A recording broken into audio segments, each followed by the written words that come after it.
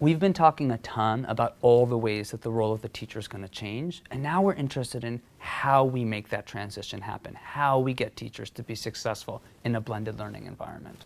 Now, because blended learning is so new, there's no off-the-shelf, foolproof way of doing this, but we asked the schools that we've been profiling how they've helped to make this shift.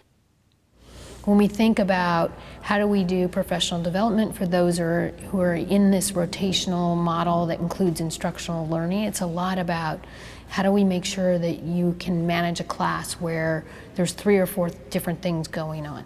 How do we help you with routines and processes and structures so that the transitions are quick? You know, if a transition takes 4 or 5 minutes, you know, we've lost valuable time in the day. And we actually, you know, teachers where they might have a challenge with transition might actually time their transition. We also think about, you know, how do we help teachers who maybe have never been in a workshop model, you know, transition to that workshop model, because that's effectively what we're doing. And it's different, you know, someone who's taught kindergarten might know what that is, but someone who's been in high school maybe doesn't know what a workshop model looks like. And so we try to help them with that, and we try to, you know, because we now have 9 schools that are doing various different programs, being able to have our teachers go and observe other schools. We actually have a full day coming up where teachers from one school will visit, it's across 2 days. So teachers from one school will go visit another school, and we'll close the region for for 1 day, and then they'll flip-flop so that they can see each other's school, learn from each other. One of the core elements of our teaching model and our teacher professional development is that everything is filtered through our mission and the principles of our school model. And so for me as a school leader, I become the guardian of these core values and the core elements of our model. But I need to free up teachers to have the time and to have the space to see other professionals who are doing project-based learning, to examine the data so that they're making decisions completely rooted in the data. And most of all, and most challenging, is avoiding slipping into the old habits. And this can be something as easy as coming up with a solution that worked at your last school because you see a student need there. In every case, we have to take it back to the data and back to our core principles of the model and use that to inform the directions that we're going to take with any minor tweak or any iterations to our model. In such a personalized environment, we try to avoid anything that's a one-size-fits-all.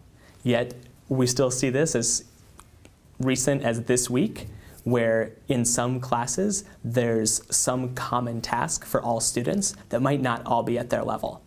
So my job now is to use that moment as a case study and to think, how about the work or the intent behind that could have been better personalized for our model so that the students are actually focused on their skills. Research tells us that one of the best ways to learn is to make a mistake. And particularly young people, or all of us, I guess, we learn some of our most important lessons in life when we get it wrong or when we fail. So there's really nothing to be afraid of if you're a reluctant teacher. Kids get problems wrong all the time, and they know that teachers are human beings also, and that it's okay if teachers get things wrong too. I think one of the things you can do as a teacher is let the kids know this might not go perfectly, and if it doesn't go perfectly, we're going to change it and we'll try another way. This is new for me, this is new for you, but here's what we're striving for. Here are our hopes. If we get this right, it means you're going to have more choice. You're going to have a more personalized learning experience. I'll be able to help you more on the things you need help with, and I'll spend less time trying to give you lessons on things you don't need help with. So here's my advice. There are some great consultants out there who can help you with elements of your planning or your teacher training, but let's also not forget how much we already do know about getting teachers on board with processes and having new models in our schools. What's important?